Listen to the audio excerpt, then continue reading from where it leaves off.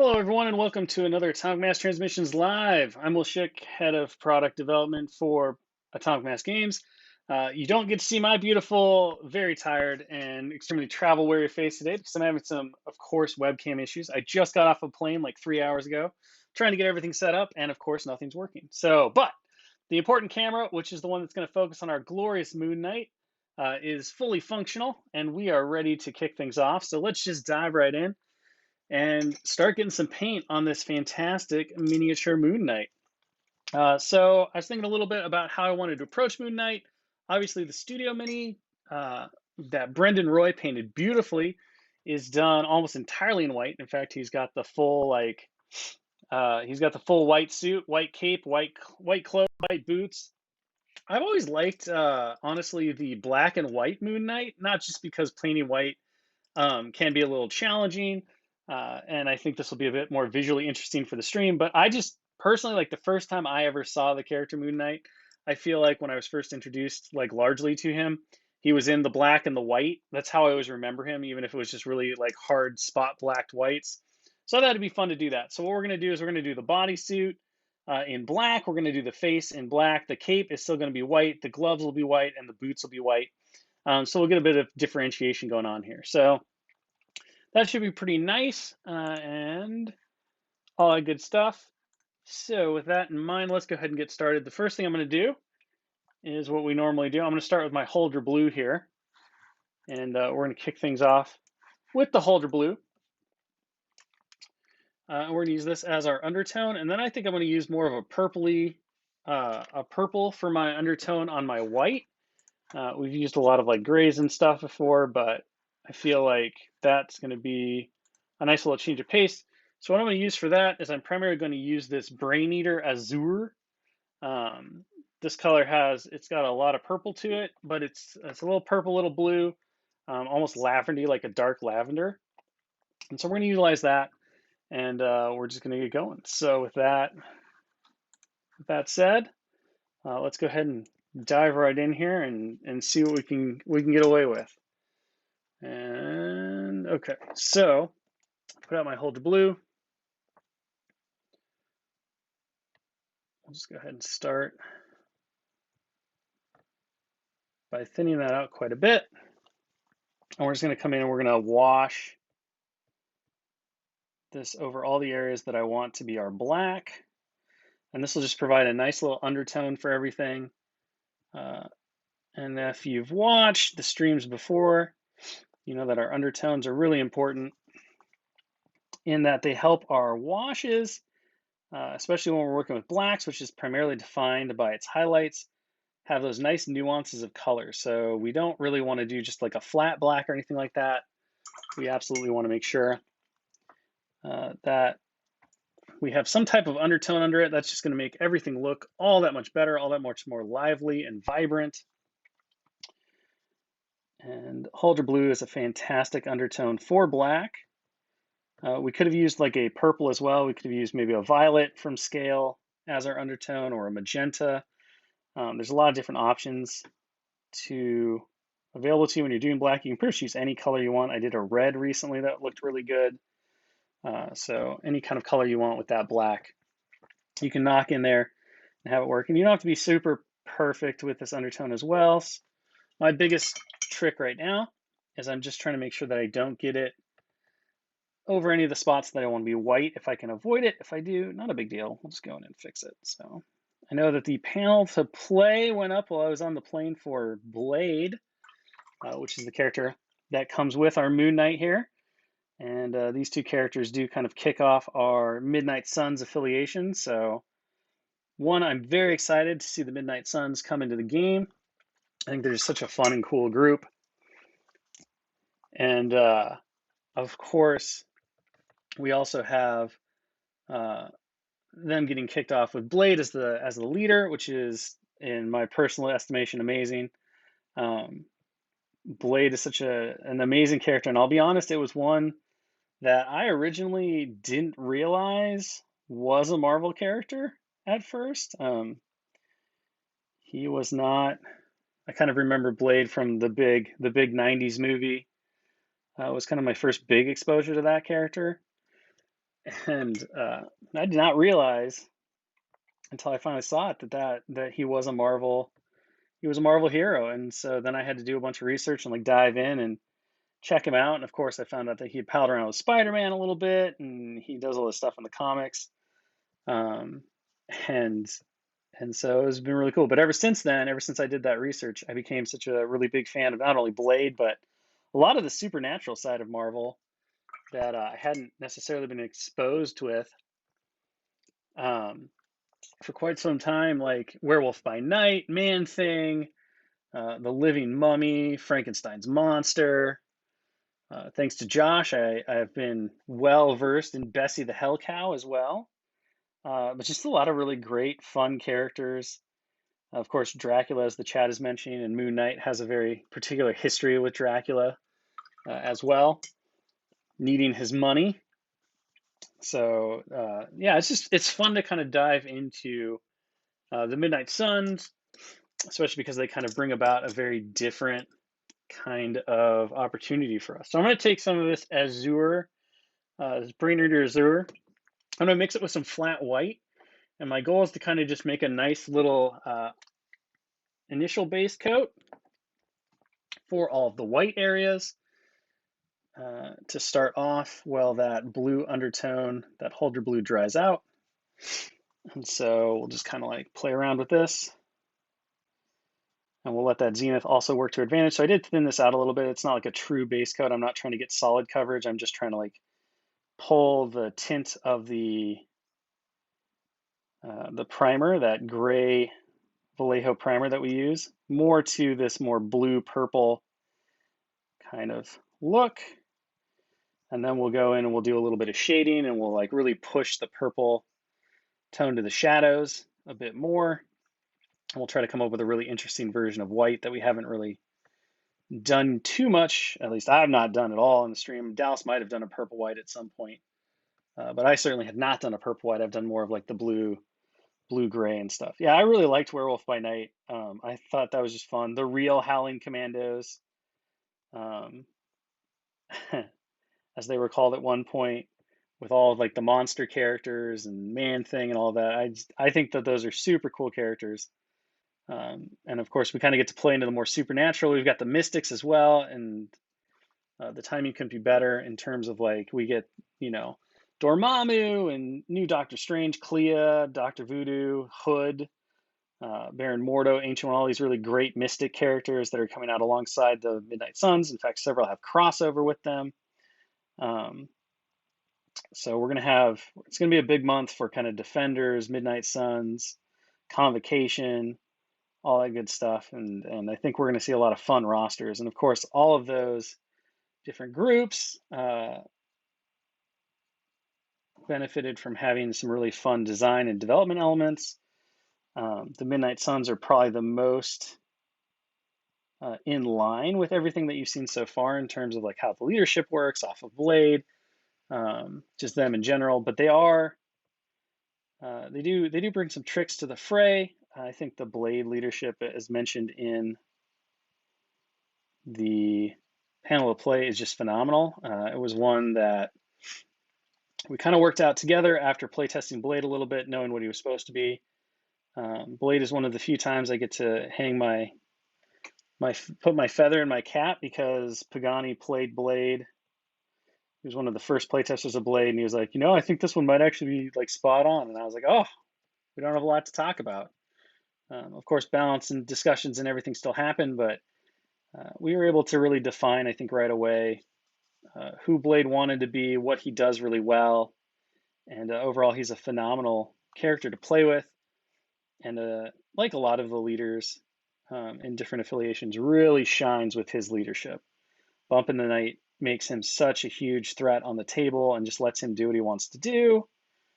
He works well in other affiliations as well, but you definitely get a lot of mileage out of Bump in the Night with Blade himself, in addition to all the other characters that, you know, he brings with him under that leadership. So it was a really fun one to work with. And then, of course, Moon Knight, talk about a really strange character to try to put everything on.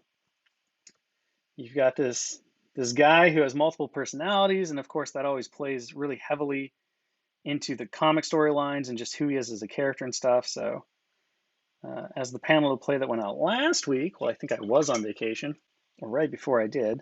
And for those asking in the chat, vacation was really good. I got to see my family, hung out with my 98-year-old grandma. So that was a blast. She's a great lady, and full of fire and vigor still, at approaching 100, which is just amazing to me. So I hope I'm as lively as she is if I make it that far. But yeah, like Moon Knight, you've got this guy, multiple personalities, and of course that plays a huge role into kind of his comics persona and the kind of trouble he gets in and stuff. But how do you represent that on the table?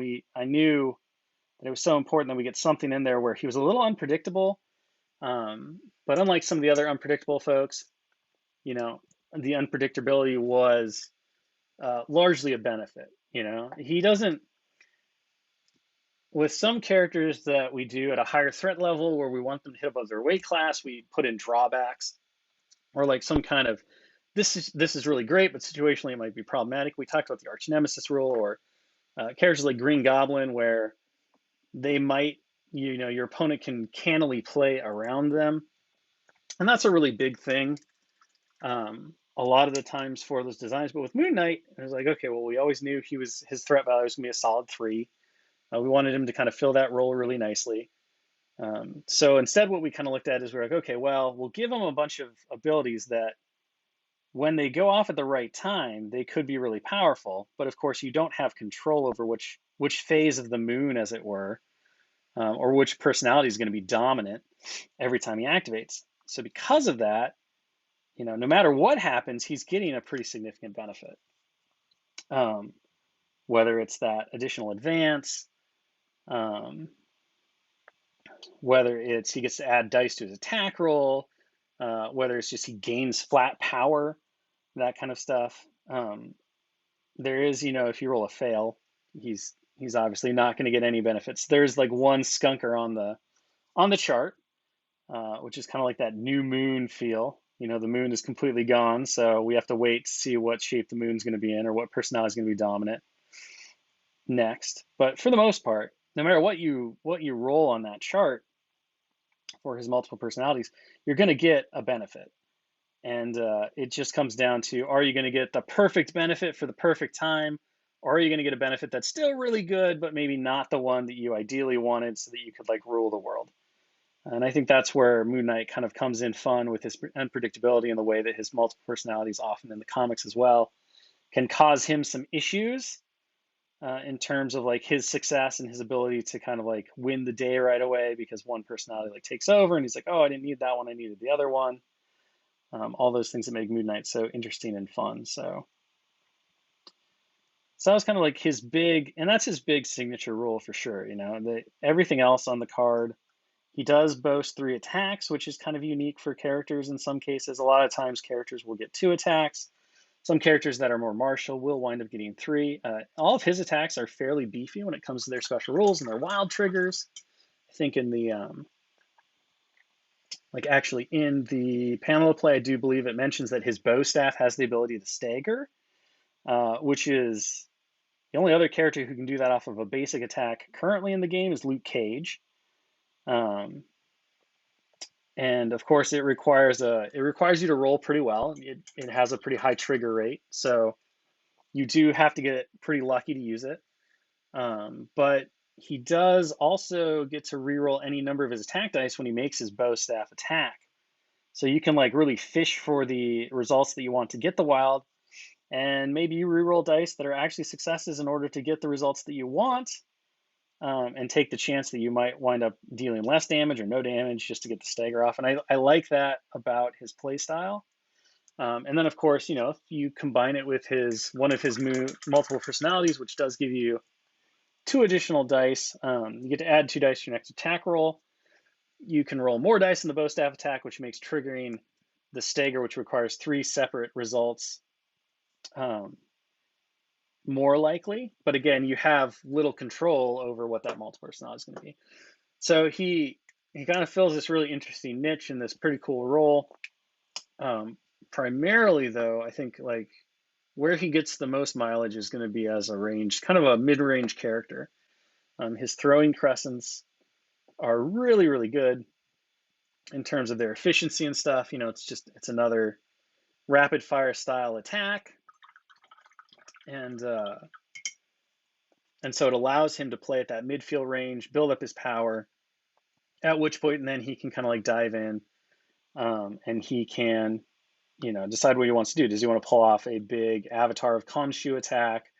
He can utilize it for his one defensive attack ability, which is Chosen of Khonshu, which kind of represents the difficulty that characters might have in trying to use mental or mystical attacks against somebody who's blessed by an Egyptian god of the moon, and then also crazy.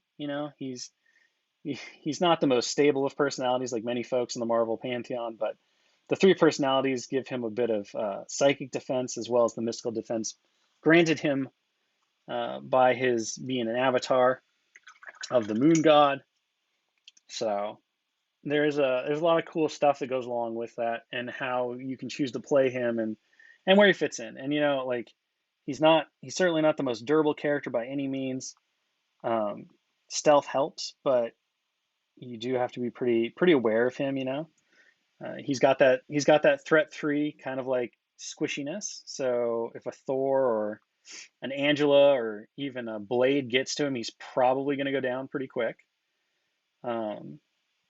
So these are all things that kind of like you plan around and you work with, but he can be a great objective holder, and can also be a big spoiler when that multiple personality role comes up right and he's in the right position and all that stuff. So really fun. I think he's a really fun and interesting 3-threat. I expect that he'll be popular in several different affiliations as a drop. I definitely think Web Warriors will really like him. I think Defenders will enjoy him quite a bit as well. He can make a lot of use out of Strange's leadership. So there's some pretty good options and opportunities for him. All right. So now what we're going to do is we're going to take some of that Azure, the Brain Eater Azure, and I'm going to start shading in the cape. And so we're just going to use a bit more of this to darken it up. I'm going to mix it in still with a little bit of white, but we're just going to use a bit more now. We're going to make it nice and dark. We're just going to start working on those shadows. So yeah, it's one of those things where the Marvel universe is really broad and there's a lot of really cool characters. And I think not only are we seeing kind of them more and more as the MCU continues to expand and stuff, but I think, we also have characters that are just really fun and intriguing. And it's been really cool to kind of dive into the comics lore and pick out characters that maybe some people aren't, people who read comics in the 90s might not be familiar with. People who read comics in the 2000s are not familiar with from the 90s. Like, it's always a balance of trying to hit all these different great characters and really make the game feel alive and intriguing and fun, and just get to do a lot of stuff that I always like it when people are like, who's this? I didn't expect this person. Like, why are they doing that? It's like, oh, well, for that kind of reason, to like get that exposure, And honestly, it's impossible to make sure that every single person gets the character that they wanted at that exact announcement. We could never succeed there. So, part of it is just like, well, yeah, there's a lot of time left. We got a lot of time to go.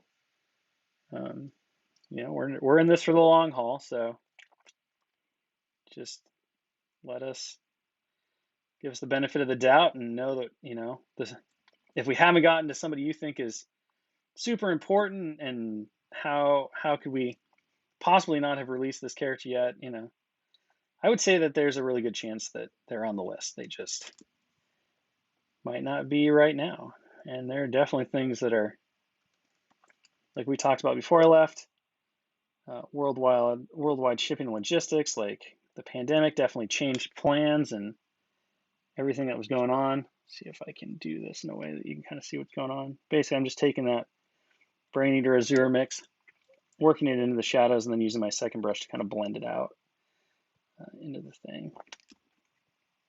And so some plans got changed. We talked a little bit about that with the X-Men release last year too, and how we did some finagling and some rearranging to make sure that we would get those characters out at the time that we did, but not everything was ever going to go smooth, and we made decisions and choices that I think were the best for the game, given the situation, and things change, right? Just a little bit of patience, a little bit of excitement. If your character hasn't shown up yet, well, I bet you they will. You just got to give it a little bit of time. Jean Grey psychic effect. So what I did, and I built a lot of Jean Greys, because we have to do so many test shots and assemblies and stuff. So what I did was I would assemble the X with plastic glue, and then while it was still a bit wet, I would take the foot that attaches to the knob. So one of her feet has the, let's do this really quick. So this foot right here has a little notch taken out of it. And so there's a knob right here. So what I did is I took plastic glue, put it in the X, put the X together. And then I took super glue actually, and I put that right there because it would cure faster, because the super glue would cure a little faster. Put it on the knob and then stuck the knob here. And then I took some more super glue, and then there's a little notch over here, like on this leg. And I put a little line of super glue there. And then while this was still curing, I pushed them together. And I held all 3 points. And that, like, using the different glues and their drying times to your advantage to allow you to, like, put the different ones together makes it really easy. And then if you need to, you have a little bit of play to, like, mess around with her. But overall, plastic glue here, so you have a little more working, or like a slower curing super glue. If that's all you want to work with, that's fine too. But have a slower cure here, and then as this is still malleable and you can still move it around, use a faster cure here on this notch, because that's the one you really want to set in. Put that there, and then put a little bit over here, and then just squeeze everything together and push her on, and do those 3 points at once. And that's how I did it. That was the way that I came up with, that worked for me the best. So that's my suggestion. A lot of the times, I like to have a bottle of super glue, and a bottle of thin plastic cement, which is what I usually use for 90% of the assembly stuff. But every once in a while, I wind up in a situation where I'm like, oh, I would really I really want that super glue adhesion, whether because it dries faster or I don't want it to melt necessarily. So, give yourself that opportunity to have a couple of different tools for the job. Dallas kind of always talks about the screwdriver. You don't always want a screwdriver for every hardware job. It's the same thing, it's the same thing with gluing or anything else. Having a couple of different styles of glue, whether they're plastic or cement or like super glue, giving yourself that opportunity to be able to utilize their strengths differently, especially with drying times, can be huge. And the other really big thing too is, and I think Dallas talks about this a bit, and I've talked about it a little bit, but do know that glues do have a shelf life.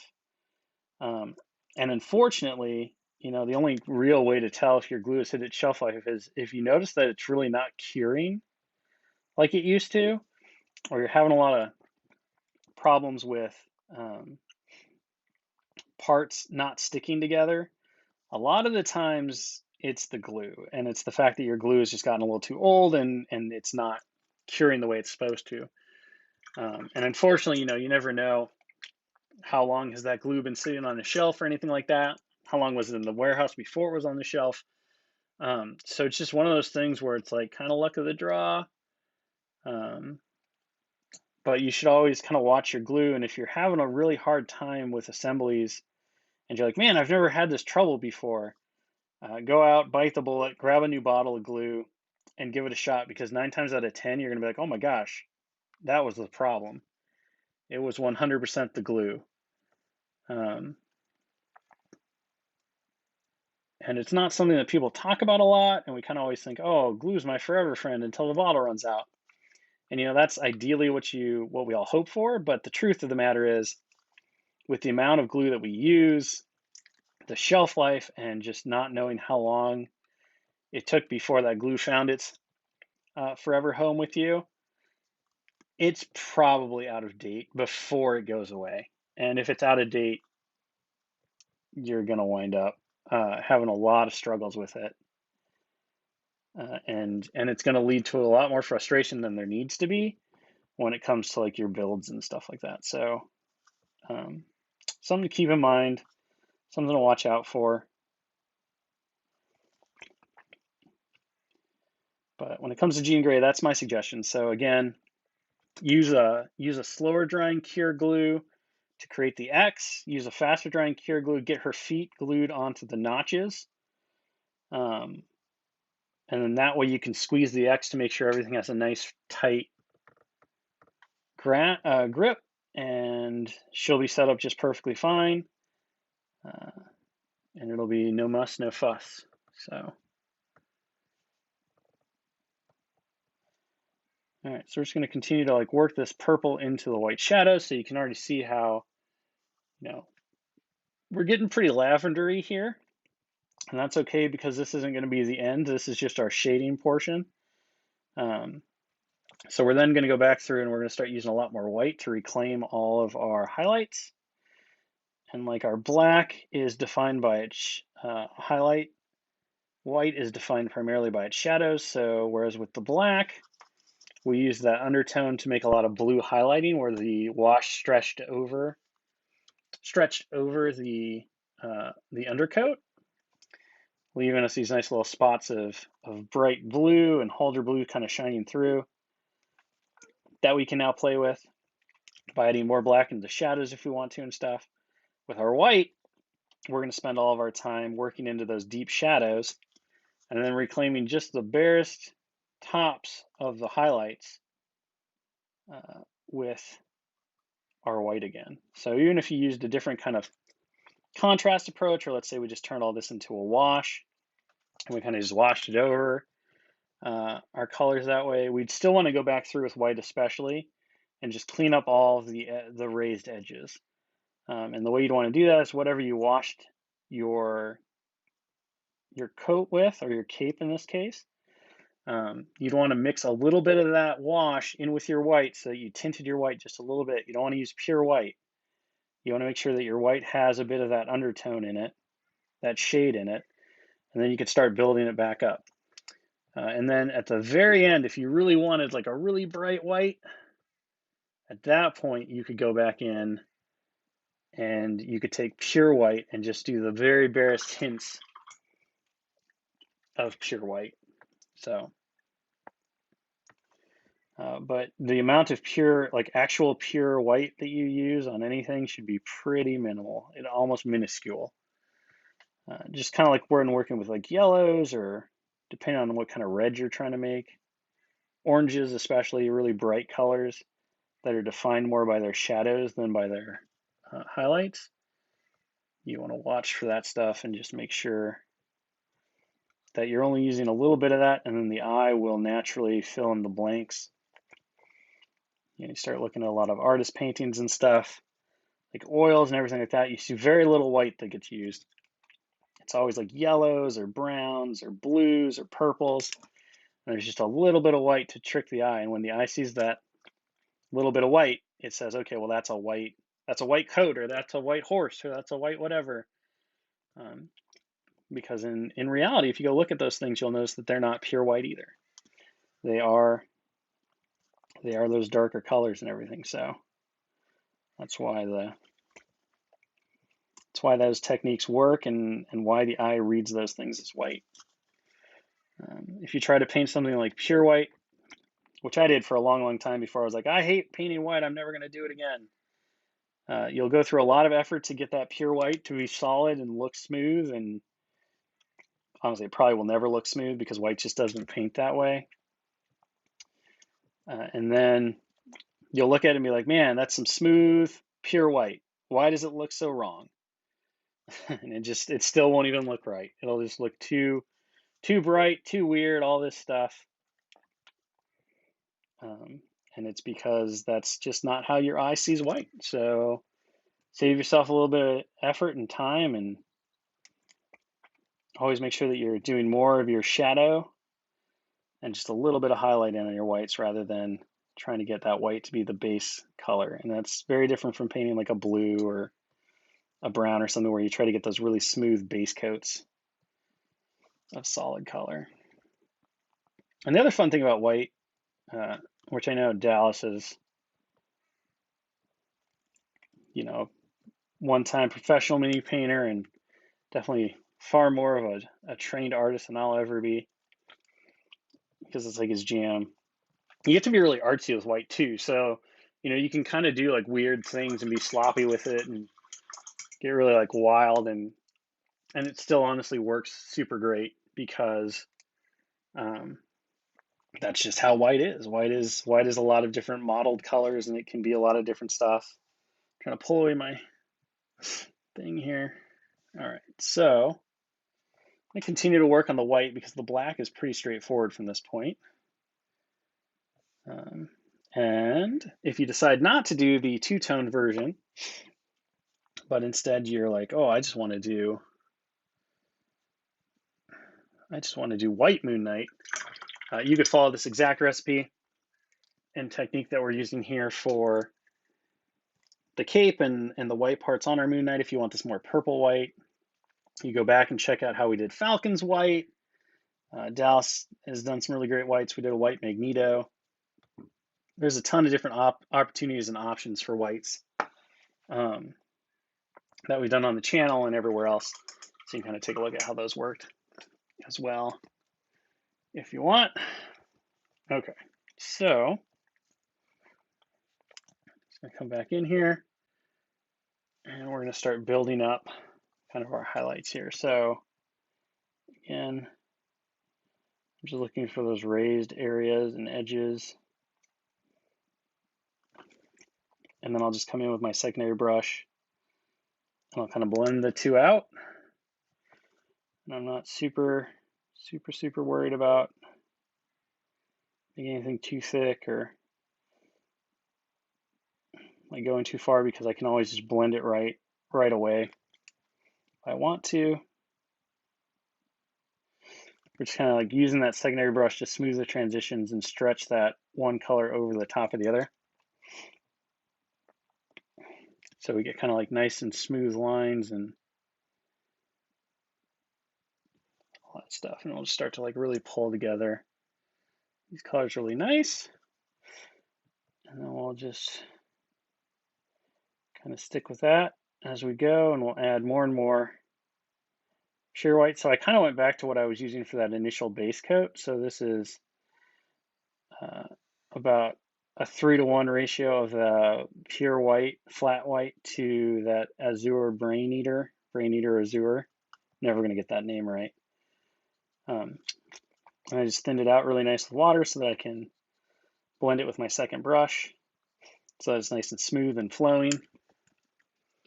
And I'm going to have to watch that ratio to make sure that it stays that way, because if it gets too thick or dries too fast,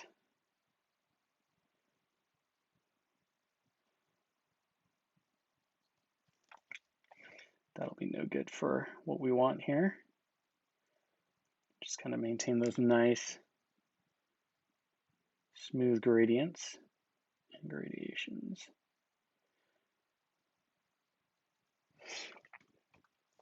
All right, so just keep moving.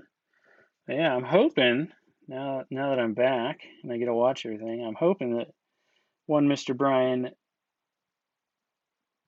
BK, our glorious marketing overlord, will be throwing up probably a Moon Knight card, I would guess, in the next day or two. And then that'll probably get followed up by Blade's card. And then, of course, we got Dormammu to talk about. And there's so much to talk about with him, from just his crazy rules, the Dark Dimension affiliation and how it works, which I think is going to make everyone lose their minds. The Ultimate Encounter, how the train functions within the Ultimate Encounter. The craziness that is Dormammu is the highest threat value character in the game for standard play, all that stuff. So lots of fun things to talk about and explore. And I know Dallas is looking so forward to painting Dormammu that he stole Dormammu from me. BK originally had Dormammu attached to one of my streams, and Dallas was like, "What? But I've been waiting for so long to paint Dormammu. It's all I want." And I was like, "Okay, give it to Dallas. It's fine. He'll come up with something crazy and cool." And I don't know what I'm doing instead. But Dallas will be painting, I believe, Blade on Thursday, so you can come check out how he paints the Dampier on Thursday. I'm really excited to see how he goes. I've already started my Blade. Started him a bit before vacation, but then switched over to my Omega Red because I wanted to finish him before I left. But I'm looking forward to see Dallas take on Blade. Such an amazing sculpt. We had so much fun designing that guy. And honestly, we had a really big hoot designing Moon Knight too. We talked about a lot of different poses for him, but we really wanted to get that classic caped Sentinel of Justice vibe, which you see so much in like all of the Moon Knight covers and stuff, especially when he's in this costume specifically. Not so much the white business suit version of Moon Knight, but this, I think, more iconic and classic, like huge flowing cape that takes up the entire cover, and this Sentinel of Justice that looks over the landscape below from his skyscraper perch and all that. And Dallas will always talk a little bit about, like, compositionally, we look at not just how a character themselves looks and interacts within their own space, which is their base, but also how they look and interact within the affiliation that they're in, because all these characters wind up on a shelf together, and you want them to look good, like in tableau, which is always the word that I like to use, and everybody rolls their eyes at, but I'm always thinking, like, okay, in tableau. And just like with everything else in art, in design, you want to make sure that you have these areas where the eye can kind of like rest. You don't want everything to be over the top, like crazy action, just like you don't want everything to be really static and like stoic and all of that. So finding those places where character-wise it feels like it jumped out of a comic book cover, and you have those really strong moments, like Kingpin is one of those that we always point to as this really powerful persona, but it's a very calm pose. He's already won the battle, and he didn't even have to raise one of his fists yet. Characters like Killmonger, I think, is another one that has this really powerful but yet mostly calm pose. He's standing, he's calling out his next opponent. He's very arrogant and haughty, but it's like, Killmonger. I love this Moon Knight sculpt. Every time I look at it, I can hear the wind whipping on top of that, skyscraper as Moon Knight looks over his city and talks about how I wear white so that they can see me coming, all that good stuff. It's just a really fun thing, and I think it pairs really nicely, with the high energy and craziness of Blade and some of the other Midnight Suns, like the seancing of Dr. Voodoo, Ghost Rider popping his crazy wheelie, that kind of stuff.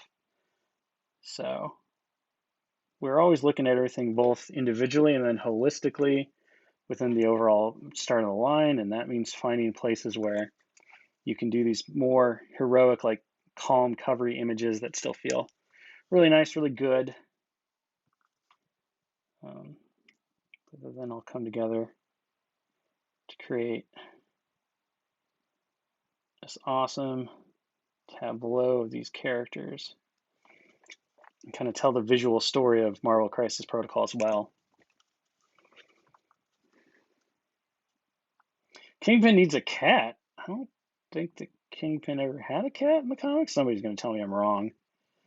And I mean, I'm sure at some point he probably had a cat. That seems like a very Kingpin-y thing to do, but I can't remember having a pet kitty, a pet kitty cat of any type. Doesn't mean it didn't happen. It just means that I'm unaware of it. He seems like he'd be too busy for a cat, you know?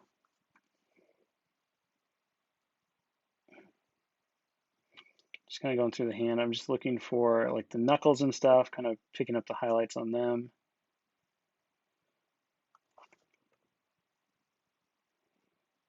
Honestly, I really don't have to worry as much about the boots and stuff. We talk about this a lot, but no one's really going to look at the feet of your miniature, so you can kind of like cheat on those. So we're just going to really quickly kind of knock out a few highlights, but not worry too much about them. So you can see how that white is really starting to come through, especially on this backside. We're starting to pull it back out, and as we add more pure white to our mix on this next pass, it's really going to start to pop. And of course, you can use the two brush blending method that I'm using here, which is one that I learned from Dallas, and is kind of his primary way of painting outside of the washing technique when he wants to meld two colors together. It's especially fun to do over really broad and flat surfaces like Moon Knight's cape and stuff. It's really rewarding and fun. But you could also just do like standard layer highlights, in which case you would build up the colors over several layers. And if you're going to do that, the more progressive layers that you do, the smoother and the nicer your blends will come. So just adding in less white with each progressive step, depending on how far you want it to go. The other thing that this pearl is going to do is it's going to really make it feel like our Moon Knight is hanging out in the dark. You know, like we got the moonlit night going on, and it's nighttime and it's a little dark and all that good stuff. So playing with those colors, you know, Dallas did something similar on his May roster challenge where he kicked things off by utilizing that magenta airbrush primer step where he did the Zenith Prime and then he hit everything from one direction, the same direction with the magenta glow.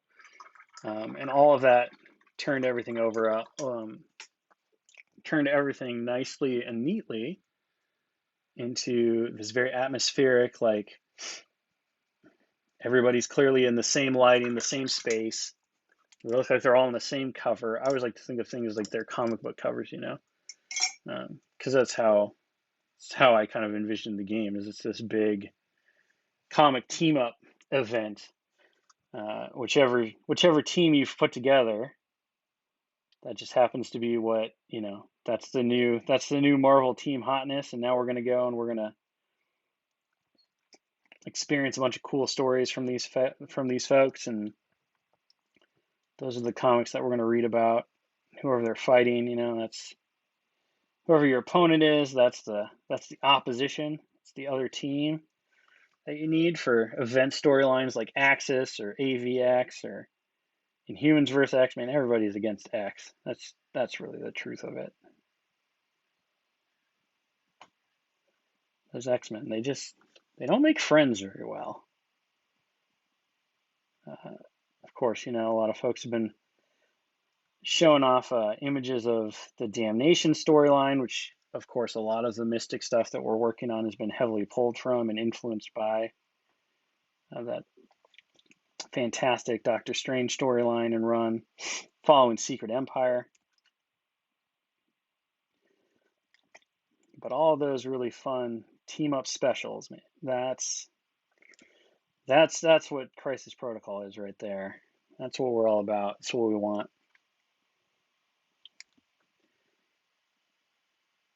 And you get to be the creative team that pulls those characters together, gives them their purpose, gives them their flavor, gives them their story. It's also why we made the roster building rules kind of like we did, where you do have, you know, your initial, like, okay, you got to have more than 50%. 51% has to fall within the affiliation juxtaposition. But then everything else is your pick. And that's intentional so that you can create, the Midnight Suns that you wanted to see, or maybe your favorite version of the Midnight Suns, which might have just been for one issue or something like that, or not even official. This character showed up in Midnight Suns issue 5, but wasn't really a Midnight Sun. But I want to relive that moment in the comics. Having those guest stars be baked right into roster construction was a huge deal.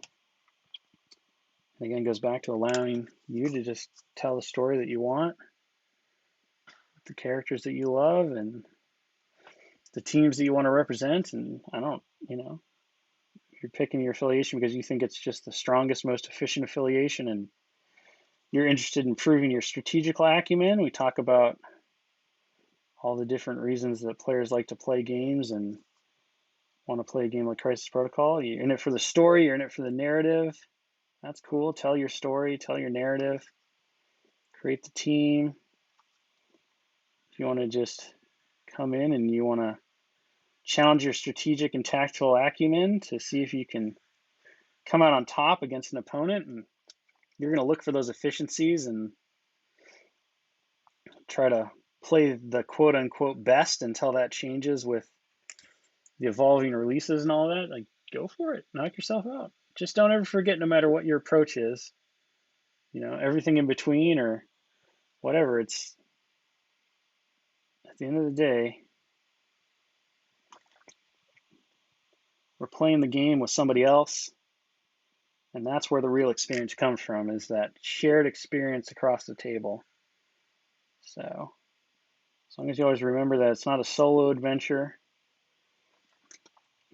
it's a co-op adventure. Even if one side there's one winner, you still don't get to play the game if there's only one person. And I think COVID all taught us that really, really well. It's very hard to have the same experience with these games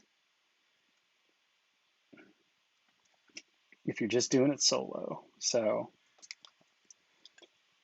that person across the table from you, they're the most important piece of the puzzle.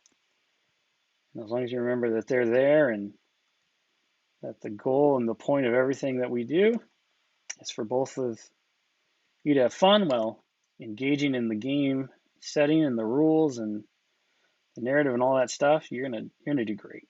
You're not always gonna win. It's not always gonna come out your way, but that's not important, because the way in which everybody wins is by us getting together, playing games, telling stories together, whatever those stories may be, coming back and doing it again. Very few people I've ever talked to have been like, I stayed in the game because I could just win all the time. No, they stayed because winning was fun, but because the people they got to play against and challenge themselves against made it worthwhile. They made it amazing and exciting, and the miniatures that they got to work on evoked a story and created a world on the tabletop that they became enmeshed in, and made victory mean something beyond just the joy of like that little short endorphin rush of, hey, I did it, I came out on top. Everyone likes to come out on top.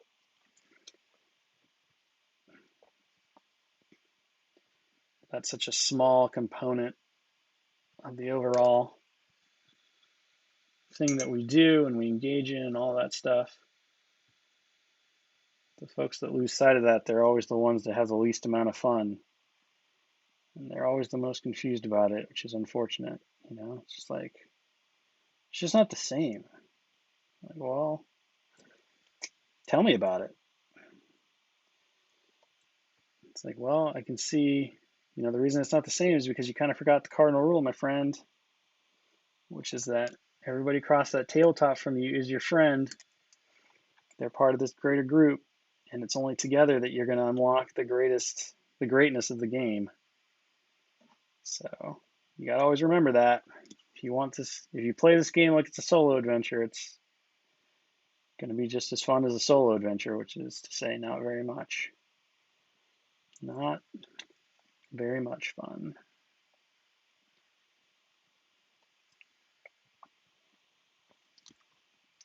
Says I'm waxing philosophically and poetically and probably obnoxiously here. All I'm really doing is just continuing to build up those layers of white. You can see everything's coming together. We now have this nice, it's beginning to really look like white. To me, it looks like white in the darkness, you know, in the moonlit glow of the city. So we have that nice purple hue to it. And it's definitely not pure white, but that's not what we want. And if we want to go back and give it more of that pure white tint, I can always come back through with a little bit more pure white and just do smaller and smaller edge highlights and stuff like that. I'm feeling really good about where the white is. And then from here, it's just a simple exercise. Finishing out the rest of those details. So we need to finish out the staff. We can just do that in a really quick metallic. Get the eyes, do the little symbol on the chest, the crescent symbol, which as far as I'm concerned, and this does change from run to run, but I always assume that, you know, that chest symbol is where he gets his throwing bits and bobs from, his improvised weapons. Like, they always come from this symbol. I mean, it's just funny. They always just like respawn there. He's just like, I have infinite numbers of these because I just throw them from here. Spider-Man's like, what are you doing? Where are all these coming from? And of course, we'll have to go back through and touch up the face, but that's okay. And of course, because we're doing these in really thin layers and we're using our secondary brush to blend everything out, we're keeping a really nice, smooth transition to everything. And if we wanted to, at the end, we could go back through with like a white ink or a white wash, and maybe tie everything together even more with a bit of a white glaze. Or, you know, we could mix up some white ink with a little bit of violet ink, probably like 50 to 1, because that violet ink is really going to be strong. So you'd want like just the barest whisper of it in there to get a little bit of that tint in. But you could do that, and then from there, you can kind of glaze everything together, and that would really help tie the different transitions and pull them together as well. Glazes are fantastic for doing that. So if you feel like your blending's just a little rough or, you know, not quite as smooth as you want, you can always go through and hit it with a little bit of a glaze to pull everything together. And that'll work really well. And of course, dark line's another really big thing. That's a huge help and will make a huge amount of difference. And really all I'm doing right now is I'm kind of going back through with the exact same color that I already used once on all of the highlights, and I'm just kind of giving another pass to all of the raised areas that I think should be more white than purple. And that also will increase the opacity of the paint, which will increase the appearance of it, which acts as just another way to kind of blend without adding more white to the colors necessarily.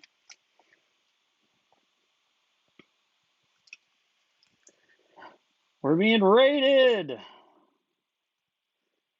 What's up, Hexiled Gaming? How you doing? You came at just the wrong time. We're almost done. But here's our beautiful Moon Knight. So welcome one and all to the party. All right. Just want this little, like, I want these little edges coming out. Little points of cloth to be pretty white. Pretty stark. Come back through over here and hit the gloves. Look at those knuckles. Painting like hands and stuff. Just kind of like, you know, a little rough. Look at your hands. There's mostly darkness there. Oh, it's emo. But you know what I'm saying. So just doing the highlights on the knuckles. I do have to come back through and like really clean up this belt, because I wasn't really paying attention to it too much. But we can really quickly kind of slap some color on that belt. Maybe just do the crescent on the chest. Not say that we're going to get to this guy in terms of tabletop, but we'll get close. Just by its very nature, the white takes a little longer than an hour to do. So we want to do it justice since it's such a huge part of this mini. And yes, I did say do it justice because it's also Moon Knight, and that's what Moon Knight does. He brings the justice. Another really fun technique that you could use on a character like this with a lot of big broad whites is instead of using an acrylic wash, you could use an oil wash. And that would give you so much control over the colors and how everything like ultimately pulled together. I also really like oil washes because they give a really nice, they just have a very unique way of affecting the mini and the overall color palette. To me, they look like oil washes always look older. They kind of have a more like refined, I don't want to say refined, that's the wrong word, but they feel more high art, I guess. I don't know what I'm trying to say. Because of how the pigments kind of dry and they look and everything. So that could be really cool too. And of course, with those oil washes, you have so much control, so much working time. You could really start to get crazy with a lot of different tones and colors in the white and just really start to do some crazy stuff with them. It could be a lot of fun. Honestly, I really like messing with oil paints when it comes to like washes and stuff. I have yet to paint a